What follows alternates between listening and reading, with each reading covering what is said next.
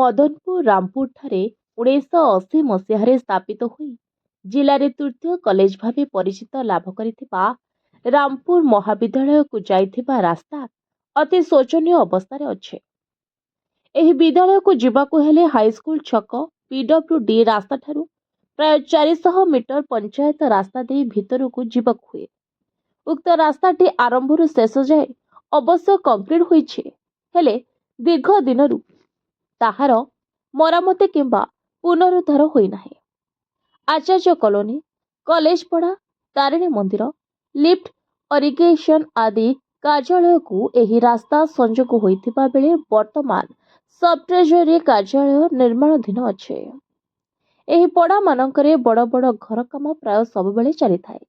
ତେଣୁ ପ୍ରତ୍ୟହ tractor, bike, ଅନ୍ୟାନ୍ୟ ଛୋଟ ବଡ଼ ଗାଡ଼ି, କଲେଜ କର୍ମଚାରୀ, ଛାତ୍ରଛାତ୍ରୀ ଓ ଲୋକଙ୍କ ଯିବା ଆସିବା ଲୋକଙ୍କ ଯୋଗୁଁ ରାସ୍ତାଟି ଚଳଚଞ୍ଚଳ ହୋଇ ରହିଥାଏ।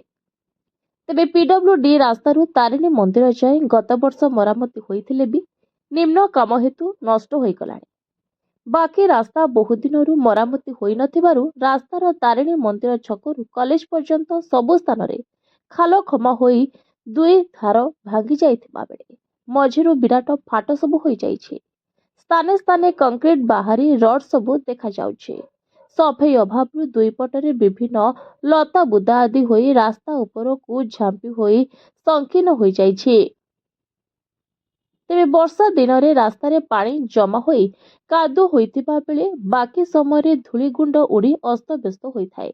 ଏହି କଲେଜକୁ ବିଭିନ୍ନ ସମୟରେ ମନ୍ତ୍ରୀ, ବିଧାୟକ, ନେତା ତଥା ବଡ଼ ବଡ଼ ପଦାଧିକାରୀମାନେ ବିଭିନ୍ନ କାର୍ଯ୍ୟ ପାଇଁ ଆସିଥାନ୍ତି, ହେଲେ ରାସ୍ତା ପ୍ରତି କାହାର ଦରଦ ନଥିବା ପରି ମନେହୁଏ। ଏନେଇ ସ୍ଥାନୀୟ ବିଡିଓ ଶରଚନ୍ଦ୍ର ସେଠୀଙ୍କୁ ପଚାରିବାରୁ ସେ କହିଲେ, ମୁଁ କର୍ମଚାରୀ ପଠାଇ ଦେଖିବି ଓ ପରବର୍ତ୍ତୀ ପଦକ୍ଷେପ ନିଆଯିବ ବୋଲି କହିଛନ୍ତି। କଳାହାଣ୍ଡି ଜିଲ୍ଲା ପ୍ରତିନିଧି ଲମ୍ବୋଦର ସେନାପତିଙ୍କ report, voice of Odisha live.